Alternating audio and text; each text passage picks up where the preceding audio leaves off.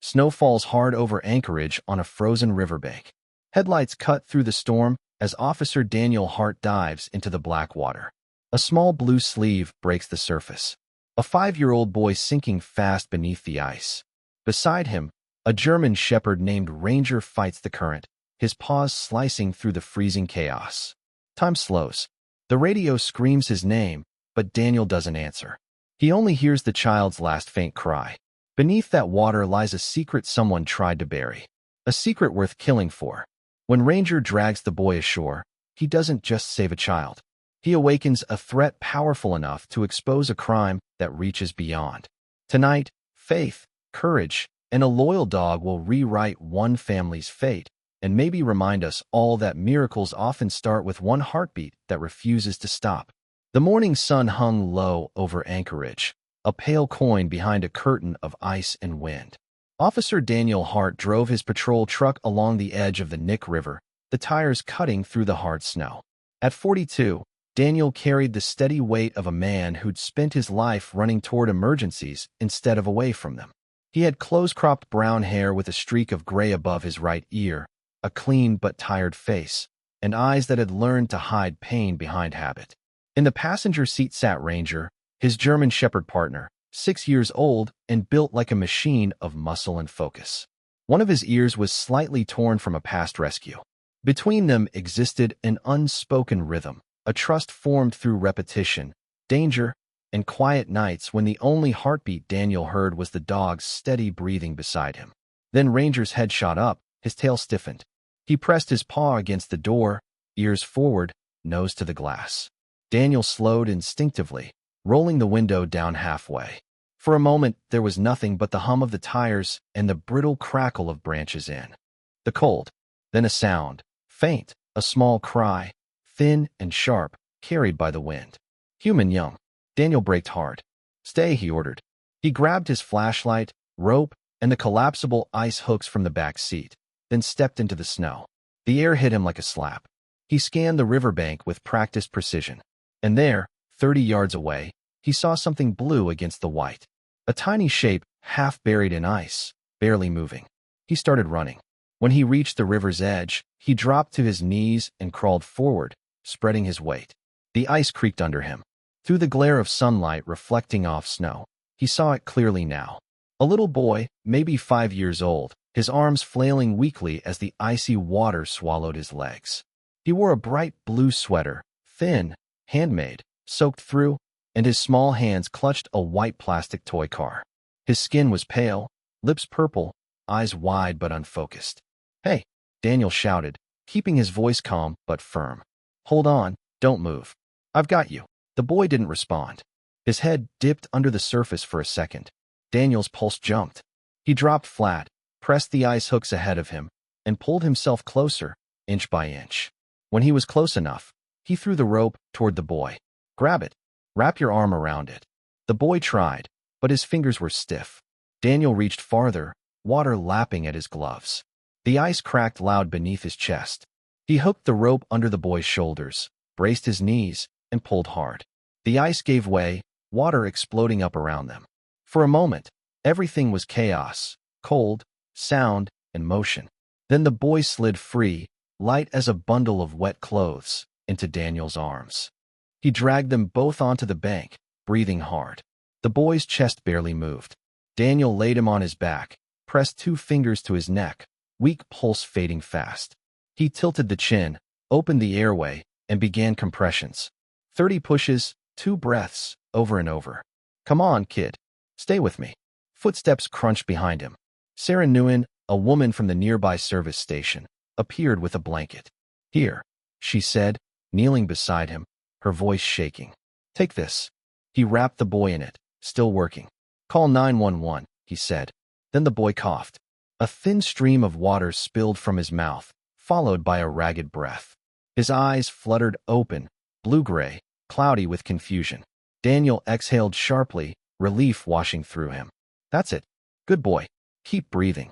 Minutes later, the sound of sirens broke the silence. 2 paramedics jumped out. "What have we got?" one asked, kneeling down. "Boy, about 5, Daniel said. Fell through the ice. I pulled him out. He's breathing now." weak pulse. They wrapped the child in a thermal blanket and lifted him onto the stretcher. Good work, the paramedic said to Daniel. You probably saved his life. As the ambulance pulled away, Daniel stood by his truck for a moment, watching the white landscape swallow the sound. He felt Ranger's muzzle pressed lightly against his hand, grounding him. Yeah, he murmured. We did good today. At Providence Hospital, the fluorescent light was harsh after the soft glow of snow. The boy was taken into a pediatric room, connected to monitors, his body under layers of warm blankets. Dr. Kenji Sato directed the team calmly. Daniel stood near the doorway, still soaked, watching in silence. A nurse handed him a towel and a cup of steaming coffee. You should change, officer. You're freezing. Through the curtain gap, he saw the boy's chest rise and fall, weak but steady. The toy car sat beside his hand. No ID, no name, no family yet. Ranger sat quietly by Daniel's boots, his amber eyes fixed on the child. By mid-morning, the hospital had settled into its usual rhythm. Daniel stood near the window, his uniform replaced by a borrowed shirt. Ranger stretched out on a blanket by the doorway, eyes fixed on the bed where the boy lay. A nurse entered quietly. He's holding stable, she said softly. Core temperature's almost back to normal. If he keeps it up, he'll be conscious within the hour. Daniel nodded. Still no family? She shook her head. We've sent his picture to missing persons, but nothing yet. No one's called.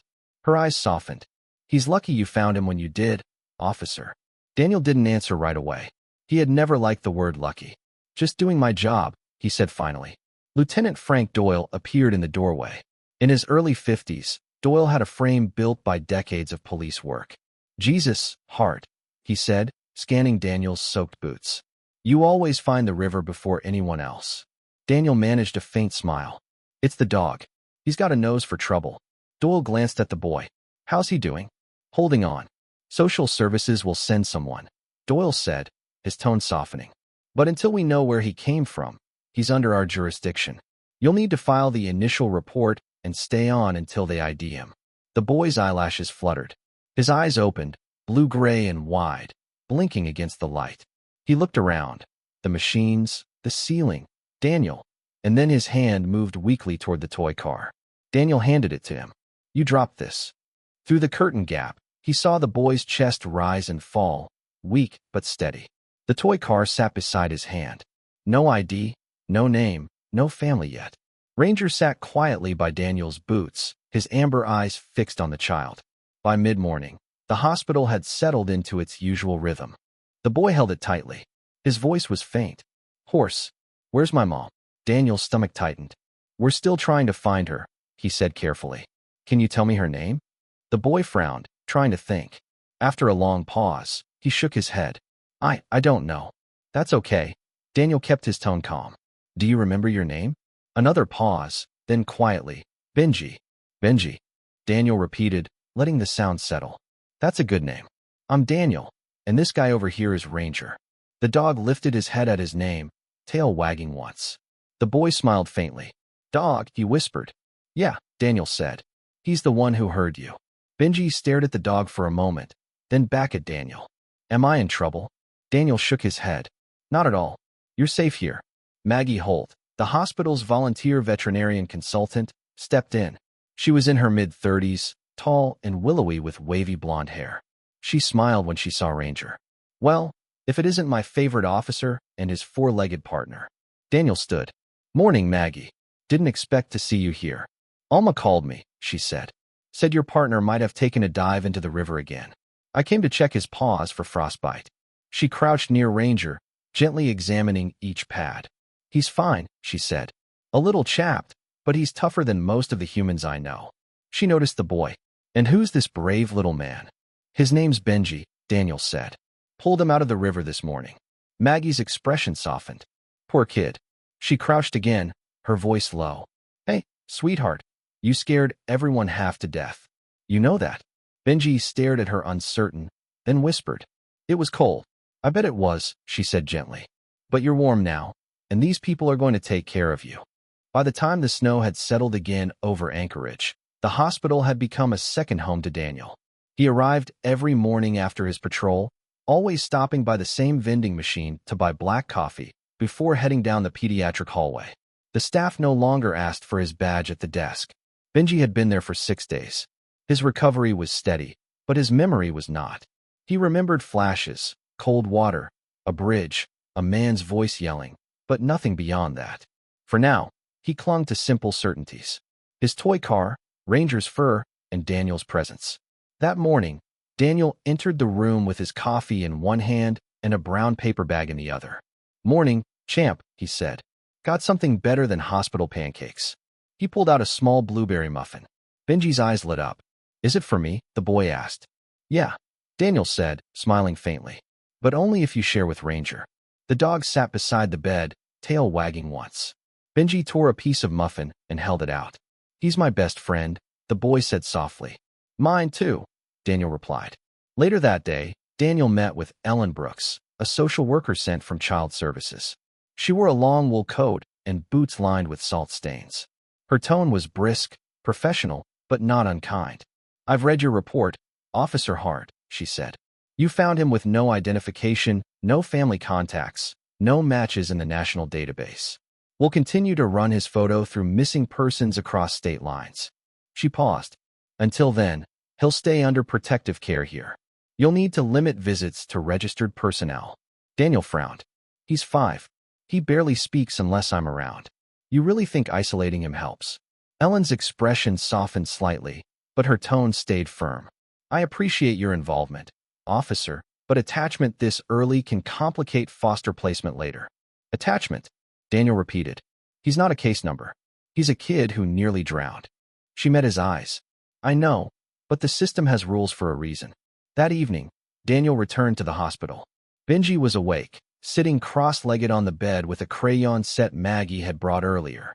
He was drawing something on a sheet of paper. "What have you got there?" Daniel asked. Benji held up the picture. It showed 3 figures, a man, a dog, and a small child standing under a snow-covered bridge. "That's you," Benji said, pointing at the tall one. "That's Ranger, and that's me." Daniel smiled faintly. "Looks like we're in a snowstorm." Benji nodded. "That's when you found me." The drawing was rough, but something about it struck Daniel hard. He set the paper gently on the tray. "You're a good artist." "My mom used to draw with me," Benji said quietly. "I think she liked trees. Or maybe flowers." His brow furrowed. "I can't see her face, though. It's blurry." Daniel knelt beside the bed, his voice low. "That's okay. It'll come back when you're ready." Benji looked up. "Do you have a kid?" The question hit harder than expected. Daniel's throat tightened. "I did," he said quietly. "His name was Finn. He would have liked you." "What happened to him?" Benji asked. Daniel hesitated, then exhaled. "He got sick a long time ago." Benji nodded, absorbing it with simple acceptance. "Maybe he's with my mom," he said softly. Daniel couldn't speak. He just reached out and ruffled the boy's hair gently. A soft knock came at the door. It was Maggie again, holding a grocery bag. "I brought dinner," she said. "Real food, not hospital mystery meat." She unpacked sandwiches, apple slices, and a thermos of soup. "I figured you two could use a break." As the evening deepened, they ate quietly, the 3 of them sharing an odd, comfortable silence. Outside, the world turned gray, and street lights began to glow through the snow. For a brief moment, it almost felt like family. When Maggie left later, she said softly to Daniel, "You know, he looks at you the way kids look at." Daniel didn't answer. He only looked at the sleeping boy, the small hand curled around Ranger's collar. "He's been through enough," he said finally. Maggie's voice was gentle. "So have you." The next week brought heavier snow to Anchorage. Patrol shifts grew longer as cars slid into ditches and power lines collapsed under ice. Officer Daniel Hart worked every day and still found time to stop by the hospital each evening. Benji was stronger. He could walk short distances, and his voice had gained a trace of playfulness. The doctor said his body had recovered well, though his memory remained patchy. One late afternoon, Daniel arrived carrying a small backpack. "For you," he said, placing it on the bed. Inside were new clothes, a thick green hoodie, jeans, and tiny snow boots. Benji's eyes widened. "Do I get to go outside?" he asked hopefully. "Just for a bit," Daniel said. Doctor approved. Minutes later, they stepped out into the hospital courtyard. Snow was falling lightly. Ranger bounded ahead, nose down, tail high. Benji laughed, a real laugh this time, the kind that made strangers turn their heads. Daniel watched, hands deep in his coat pockets. The sound filled a hollow space in him he hadn't realized was still there. Later that evening, Lieutenant Frank Doyle called Daniel back to the station. Doyle sat behind his desk, the lamplight catching the silver in his beard. "Sit," he said. "We've got something." Daniel took the chair opposite, uneasy at the tone. Doyle pushed a printed photo across the desk. It was grainy, security footage from a gas station off Route 3. "This was taken 2 nights before you found the kid." The clerk said a man came in asking for directions to the Nick Bridge.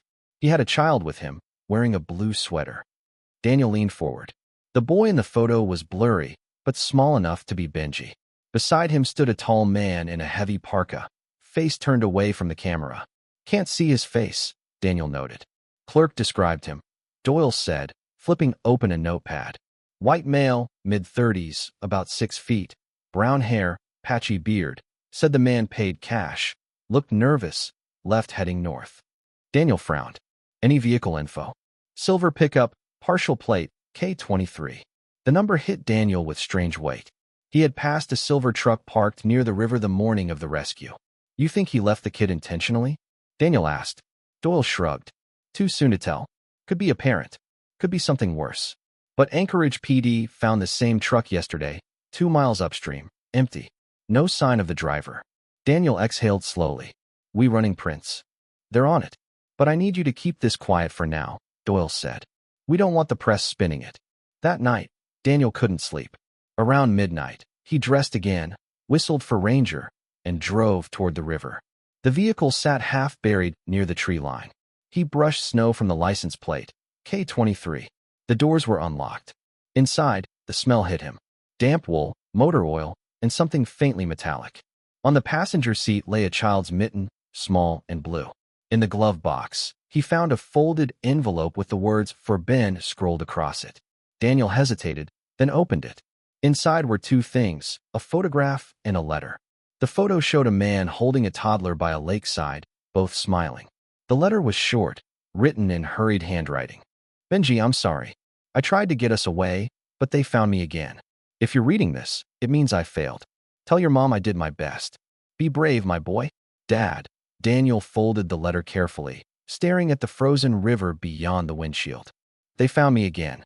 But something about it felt wrong. Urgent." He called Doyle. The lieutenant answered groggily.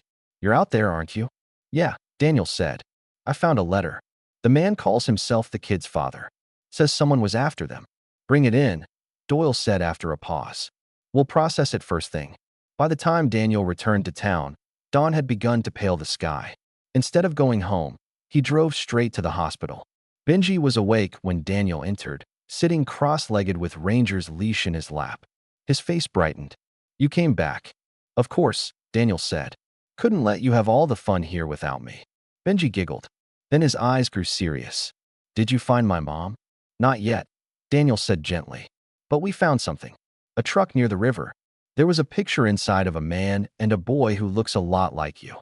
Benji's small hands twisted the blanket. "My dad." Daniel nodded slowly. "Maybe. We're not sure yet." The boy's voice dropped to a whisper. "Was he hurt?" Daniel hesitated. "He wasn't there." Benji turned away, staring at the wall. His shoulders shook once. Daniel reached out, resting a hand on the boy's arm. "Hey, we'll find him. Okay, you're not alone in this." Snow still fell in Anchorage like a constant whisper. Officer Daniel Hart sat alone in his patrol truck outside the precinct, engine idling. The letter he had found inside the silver pickup lay folded in his pocket, every word etched into his mind. Inside the station, Doyle called him into the briefing room. "We've run the prints from the truck," he said. "Came back to a man named Ethan Cole, 38, former long-haul trucker out of Fairbanks, divorced, 2 prior complaints of domestic disturbance, but no convictions." Daniel frowned. "And the kid?" "Nothing official," Doyle said. "No birth certificate under his name, no hospital records, no schooling records. If Cole's telling the truth about the boy being his son, he kept him off the grid." Daniel leaned forward, studying the photo on the file. Ethan Cole's face was rugged, eyes that carried exhaustion more than malice. "You said if he's telling the truth," Daniel repeated. "You think he isn't?" Doyle sighed. "The letter could be genuine, or it could be a setup. We also found something else. Boot prints near where the truck was abandoned. 2 sets, One likely Cole's. The other smaller, heavier stride, military-patterned Saul's. Someone was with him. Daniel's jaw tightened. And no body. None. Just tire marks heading north toward Palmer. Then they vanish in the snow. We've got a missing man and a child who doesn't remember anything, Doyle said. That's it. Daniel nodded, though his gut told him there was more. Something darker. Something deliberate. He left the station and drove toward the outskirts, following the frozen highway where the truck had been found. Ranger sat upright in the passenger seat, nose pressed to the window, eyes scanning the snow field. Find me something, boy, Daniel muttered as he parked near the tree line and stepped out.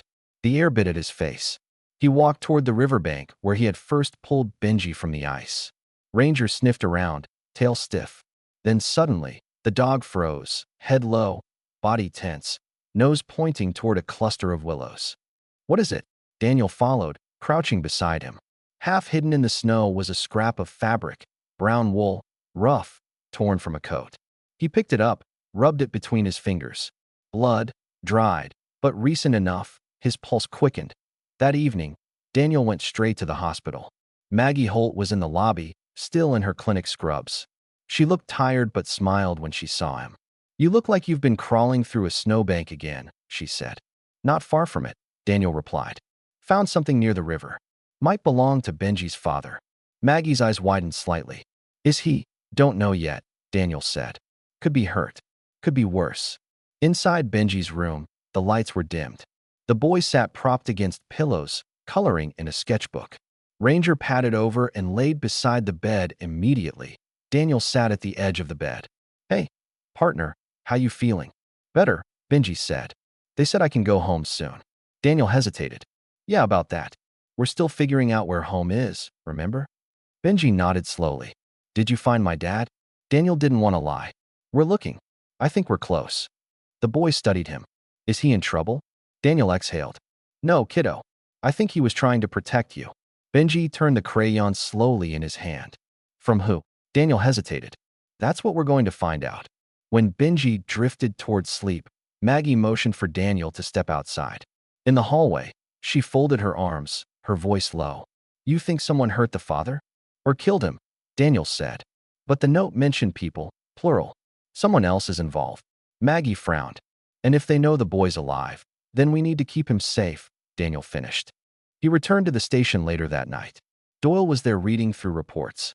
You're supposed to be off duty, he grumbled. Never was good at that, Daniel replied, handing over the evidence bag. Found this near the site. Doyle inspected it under the desk lamp. Blood, human by the look. He sighed. We'll rush the test. But Hart, you need to slow down. This isn't your son. Daniel stiffened. I know that. Do you? Doyle asked quietly. Because the last time you went this deep into a case, you ended up in therapy and half the department thought you'd quit. Daniel's jaw tightened. This isn't the same. Maybe not, Doyle said. But obsession looks the same every time. At dawn, the phone rang. Doyle's voice came through tense. Hart, you'd better get down here. We've got the blood test results. Daniel straightened. And it's a match to Ethan Cole, Doyle said. And there's more. Prints from that same truck came back with a secondary match, a name flagged in a federal watch list. Daniel's chest tightened. Who? Somebody called Victor Hale, Doyle said grimly. Ex-private security, dishonorably discharged. Last known location, Anchorage. Daniel's gaze went to the window. Snow still fell, but now it seemed darker, heavier. Then it's not over, he said quietly. Morning broke dim over Anchorage. Officer Daniel Hart stood outside the precinct, breath ghosting in the sharp air. Ranger waited beside the patrol truck, tail still, amber eyes fixed on his handler. Inside, Lieutenant Frank Doyle was already pacing. We've got movement, he said. State troopers found tire tracks half a mile off the Palmer Highway, matching pattern to the vehicle used by Victor Hale. Daniel's pulse quickened. They sure it's his? Close enough. It's a modified Ford F-150 registered under a dummy company linked to a private security outfit that folded 3 years ago. He's good at disappearing. Doyle tossed the file onto the table. I'm sending you and Deputy Tanner Briggs to follow the trail. The area is remote. No cell coverage for 30 miles. Daniel nodded. Copy that. Doyle's voice softened. Be smart out there. Hale's not the type to spook easy. Dishonorably discharged, Afghan tour. He's seen worse conditions than this. Deputy Tanner Briggs entered, stomping snow from his boots. He was in his early 30s with a solid build and a square jaw. "You ready, Hart?" he said. "As I'll ever be." They loaded up their gear and drove north. The highway stretched into a pale horizon. The farther they went, the quieter it became. Ranger rode in the back, head up, nose twitching. When they turned off the main road, the world changed. The snow grew deeper, the trees denser. The tire tracks led them down a narrow path. Then suddenly, the tracks split, one continuing straight, another veering toward the river. Briggs leaned forward. "You thinking what I'm thinking?" "Yeah," Daniel said quietly. "He's leading someone off course." They stopped the truck. Ranger jumped down, nose immediately pressed to the snow. The dog moved with focus, then turning toward the river bend, Daniel followed. There, half covered by frost, was a small campsite, a makeshift fire pit, a discarded can of beans, and footprints. Adult male, size 11. But beside them, smaller prints. Daniel crouched. "These are fresh." "Two sets." Briggs frowned. "You think Ethan Cole's alive?" "Could be. Or someone else." As they scanned the site, Daniel noticed something metallic half buried in the snow. He brushed it free. A locket, silver and tarnished. Inside was a photo. A woman and a boy smiling against a summer backdrop. Benji, the woman had soft brown hair, a calm smile, and eyes that mirrored the boy's. Daniel's breath caught. "His mother," he murmured. Before Briggs could respond, Ranger stiffened, ears snapping forward. A low growl rumbled in his throat. Between the trees, something moved. Then a voice. "Don't move." They turned. A man stood 20 feet away, rifle raised. His parka was dark, his face roughened by the cold, beard flecked with frost. His eyes were sharp, calculating. "Put it down," Daniel said evenly, raising a gloved hand. "We're not here to hurt you." The man hesitated. "You the cops from Anchorage?" His voice was worn by wind and fear. "That's right," Daniel said. "Ethan Cole." The rifle lowered slightly. "How do you know that name?" "We found your truck by the river and your letter." Ethan's expression faltered. He looked thinner than in the photo, his face drawn tight with exhaustion. "You have my boy." "He's safe," Daniel said. "At Providence Hospital." For a heartbeat, something in Ethan's face softened. Relief, disbelief, and then guilt. "They didn't get him." "Who?" Daniel asked. But Ethan shook his head, eyes darting toward the forest. "They're close. We don't have time." Before Daniel could press further, a sharp crack split the air. Gunfire. Snow exploded near their boots. "Down!" Briggs shouted, diving behind the truck. Ranger barked fiercely, crouched beside Daniel as bullets tore through branches. Daniel grabbed the radio. "Shots fired north of Palmer Highway near the river crossing." Static answered. "No signal." Ethan fired back once before ducking behind a tree. "They followed me here," he yelled. "You brought them faster." "Who are they?" Daniel demanded. "Private contractors." Ethan's voice broke through the chaos. "The ones I used to work for. They want the prototype." "What prototype?" "Medical tech." Ethan gasped, reloading. "Implant system. I stole the schematics when they shut us down. They were using test subjects. Kids. I ran with Benji before they could." Another shot rang out. Ethan flinched, pressing a hand to his side. Blood bloomed through his coat. Daniel lunged forward, catching him before he fell. "Stay with me." "Tell him." Ethan breathed, voice fading. "Tell Benji his mom's alive. She's hiding in Juneau. Her name's Rachel." Then his body went still. Daniel felt a hollow dread spread through his chest. Briggs peered over the truck hood. "We've got to move." Two men heading this way. Daniel grabbed the drive cam from Ethan's coat, a small encrypted USB taped to the inner lining, and shoved it into his vest pocket. "Move." They sprinted toward the truck, Ranger at their heels. Bullets kicked up snow behind them. Briggs floored the gas as soon as Daniel jumped in. The tires spun, throwing white powder into the air before gripping the frozen ground. The truck fishtailed, then roared onto the main path. When they reached Anchorage that night, Daniel carried the USB into Doyle's office. The lieutenant looked up from his paperwork, eyes narrowing at the blood on Daniel's jacket. "What the hell happened?" Daniel set the USB on the desk. "Ethan Cole's dead, but we've got what they were after." Doyle stared at the small device. "What's on it?" Daniel's voice was steady. Proof someone's been experimenting on children. Maybe Benji, too. Doyle rubbed a hand over his face, sighing deeply. Hart, you've just stepped into something that's way above our pay grade. Then we step higher, Daniel said quietly. The morning after Ethan Cole's death, Officer Daniel Hart sat at his desk, the small USB drive lying beside his notebook. He hadn't slept. Ranger rested near the heater, one ear alert. Lieutenant Frank Doyle entered. I sent the drive to the state lab, he said. Encrypted. Could take weeks to decode. Daniel looked up. We don't have weeks. Whoever Hale's working for, they'll come looking for it. Doyle sighed. And what do you propose? Daniel opened his notebook and pointed to a name. Rachel Cole, Juno. Ethan said she's alive. If anyone knows what's on that drive, it's her. Doyle studied him. Juno's a long way off. Ferry routes are limited this week. I'll handle it, Daniel said.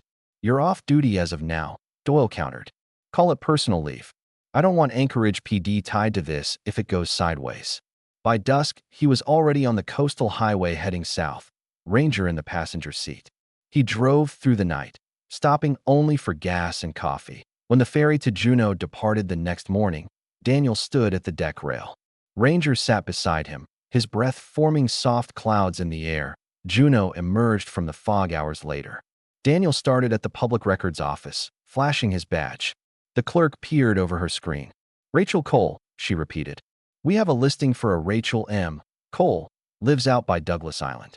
She volunteers at the Marine Rescue Center if that helps. The Douglas Marine Rescue Center sat at the edge of the bay. Inside, a tall woman in a wool sweater stood at a tank feeding a seal pup. Rachel Cole, Daniel asked quietly. She turned. She was in her mid-30s with tired but striking features, warm brown eyes that carried the same softness as Benji's. Yes? She asked wearily. Do I know you? Daniel removed his gloves. My name's Daniel Hart. I'm a police officer from Anchorage. I think you should sit down. She froze, then shook her head. If this is about Ethan,